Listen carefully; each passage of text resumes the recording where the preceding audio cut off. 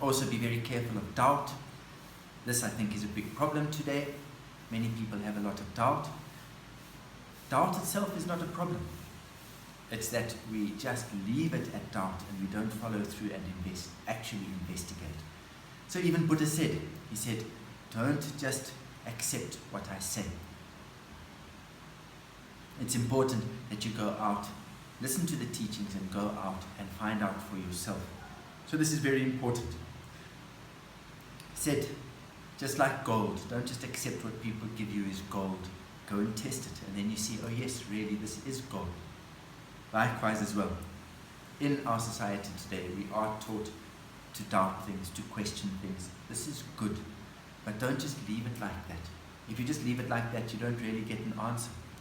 It's only when you really go and find out for yourself that you really see the answer. It's like, for instance, somebody says, over there's the most incredible sculpture in this place that has been there for thousands of years. And you think, well, is that really the case? If you go there and you see the sculpture, oh yes, it really is the case, and you never doubt it again. Or you go there and you see, no, there's no sculpture there. Again, you won't have any doubt. You resolved it. No, there's no sculpture there. So the same as well for us. If we have doubt, it's better to really go and investigate, do the practices to resolve the doubt. And I really believe that if you really start doing the practices, then you will really see, oh, what these teachers have been teaching for hundreds of years is actually true. It's so true that I can reduce my afflictive emotions.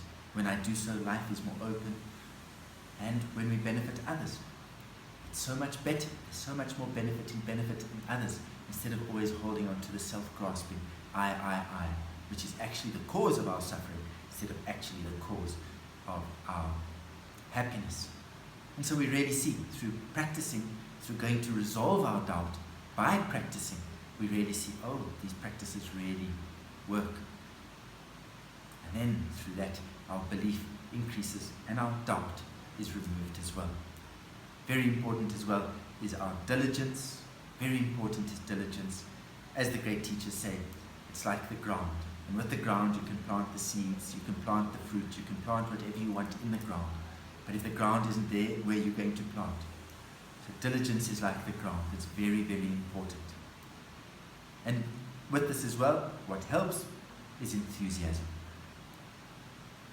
If we think, oh, if I go to gym, I'm going to be so fit, I'm going to be so healthy. When we start, we might be very embarrassed. It might see what everybody else is able to do. They're able to lift up these really heavy weights, or they're able to carry on their training for so long at such high intensity. We really can't do it. We're quite embarrassed. We can only do a little bit of it. However, with this incentive, I can really become fit and healthy and become much happier as a result of it. I'll go and practice. I'll go and train. I'll work through that embarrassment, that feeling of discomfort. So same too as well. When we start the practices, maybe we're going to feel discomfort. We're not used to it. It might feel uncomfortable for a while. We might feel a little bit embarrassed. However, don't be scared to ask questions. And then, because of our enthusiasm to be free of the suffering, to really attain enlightenment and to benefit countless suffering sentient beings, this will keep that motivation going and we'll be willing. So with enthusiasm comes diligence as well. It's much easier if we're happily drinking, oh, I'm so fortunate, I'm so lucky, I have this wonderful opportunity. I'm going to practice every day as much as I can because I know and I realize the benefit that can come from it. Then you're much more willing to practice than if, oh, it's such a chore, I have to practice today. Oh. How successful is our practice going to be if that's our attitude? What will help as well is taking vows. If we take vows, from the day we take the vows, they accumulate merit.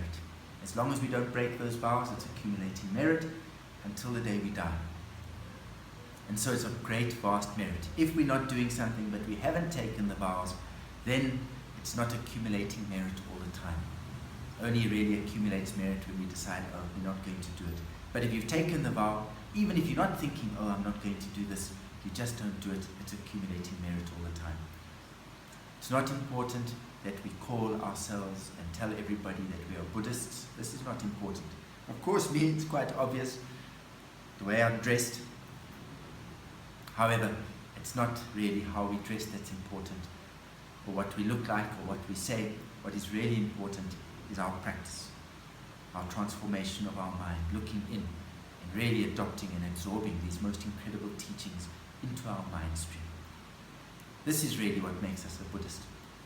And so, you don't have to tell everybody that you're a Buddhist. However, it is very important to adopt the practices, to really make these changes, to make the transformation. And then whether you call yourself or not, you maybe are a Buddhist. And if you take a vow, most important is to take that one vow. Most important is not to kill.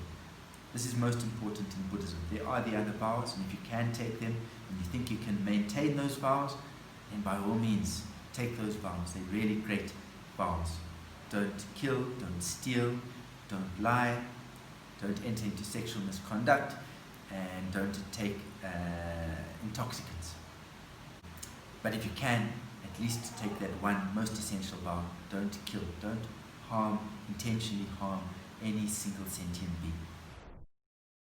And it's very important to have self-confidence, or develop self-confidence in yourself. Self-confidence and arrogance are different. If you really have self-confidence, it can really make a big difference as well in your practice. So slowly develop this as well.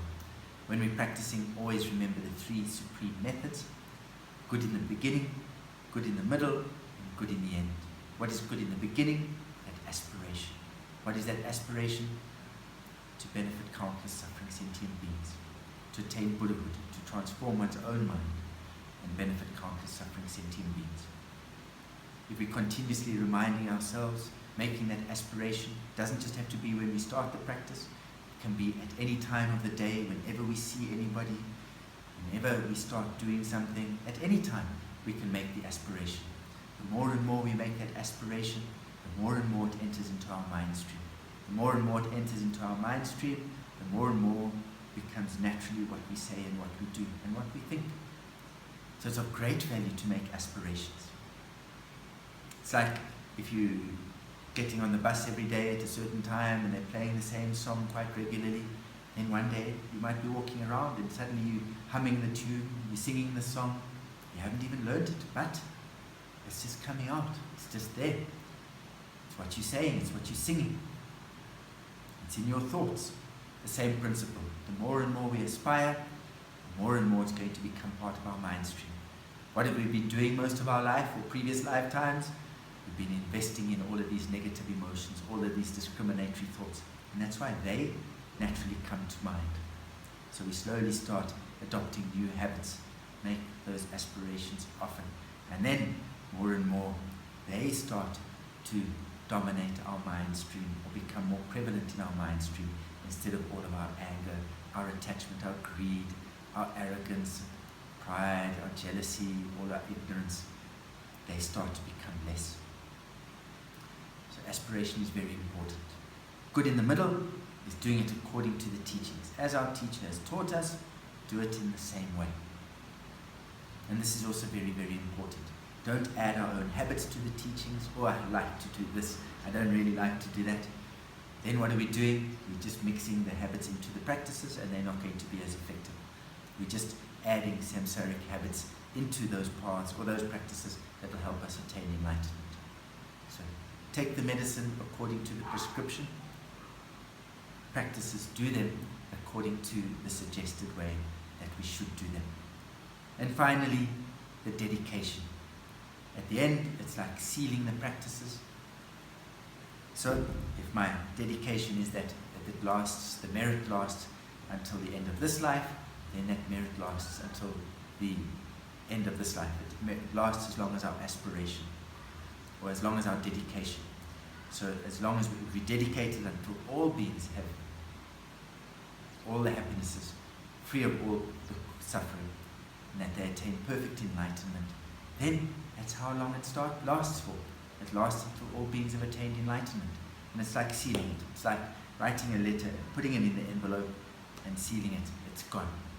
Or writing an email these days, and when we send it, it's gone. It's gone to that purpose, for that purpose. So that's the same.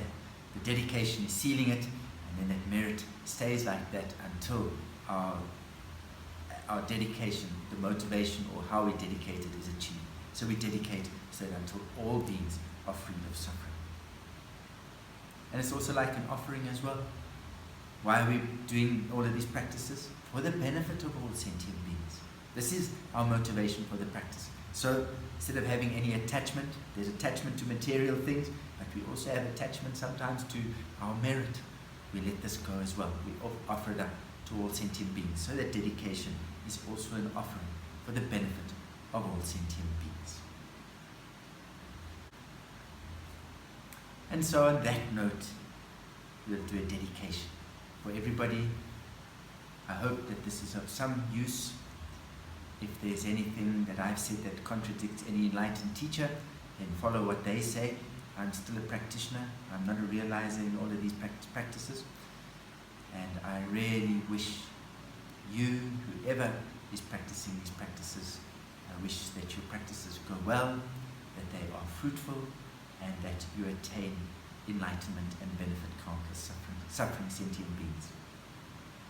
And really rejoice we are all on the same path with the same motivation, which I think is really, really quite an incredible motivation to have. So, all the best with your practices. Let's dedicate. By this merit, may we all obtain omniscience, having defeated the enemies of wrongdoings in the turbulent waves of birth, old age, sickness and death. May we all be free from the suffering, or liberated from the suffering of the ocean of the suffering of samsara. Sonande tamcha tsepani, topnye nyepe tranam kajeja, keka nanji balam trupai, tibu tsoli troa troa sho.